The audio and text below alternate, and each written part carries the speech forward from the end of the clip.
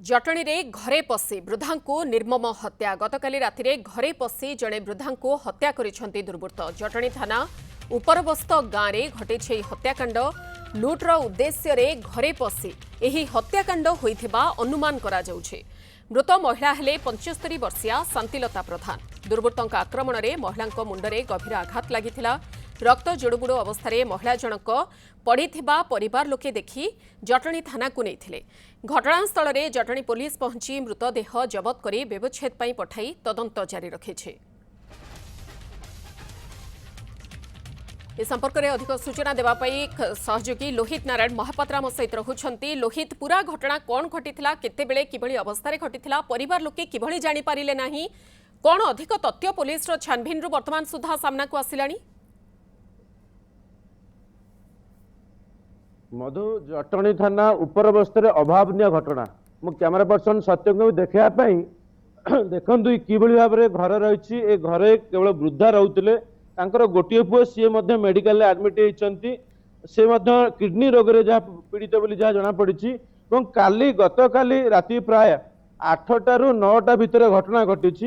यही घर को पुलिस सील करिछि एवं परवर्ती पर्यायर पुलिस आसी देखिला बेलू जे वृद्धा को आक्रमण होइछि। घर भीतर पशि दुर्बृत्त आक्रमण करछंती, तांको मुंडरे शक्त आघात लागिछि एवं ता परवर्ती पर्यायर एम्स रे तांकर मृत्यु होछि। तेणु गोटे गाँव रे पशि घरे पशि दुर्बृत्त आक्रमण पुणी जने वृद्धा को प्राय 75 वर्ष बयस हम अंचल में चांचल्य सृष्टि करिछि। केबे गाँव रे एभली घटना घटी नथिला। पुलिस पई बड़ चैलेंज सृष्टि करिछि किभଳି भाव में जटणी थाना अंचल में दिन को दिन ए जो चोरी डकायत एवं लूट कारबार दिन को दिन वृद्धि पाउछि। पुलिस पई गोटे बड़ चैलेंज सृष्टि करिछि। पुलिस घटनास्थल वर्तमान अच्छी तदंत जारी रखिछि, किंतु वर्तमान सुधा अपराधीर टेर पाई पारि नाही बा जी दुर्बृत्त आसीथिले कौन पई आसीथिले काहेकि आसीथिले तार टेर पाई पारि नाही।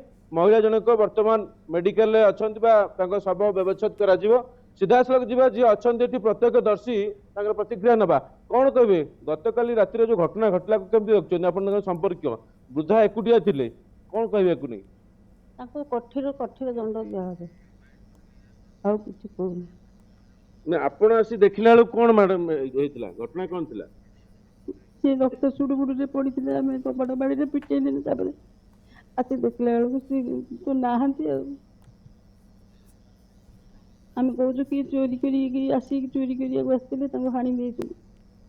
निश्चित भाव में देखो जो भाव में कहुचे जटणी अंचल चोरी गाँ लोकों को यह आश्चर्य करुछि। आगु केबे एभली घटना घटी नथला। गाँ भितरे पशि दुर्बृत्त एभली हत्याकांड रचिबा समस्त को आश्चर्य करुछि। तेबे यह लुट उद्देश्य रे होइछि ना या पछरे आउ किछि कारण पुलिस रो तदंत पर स्पष्ट हेबो।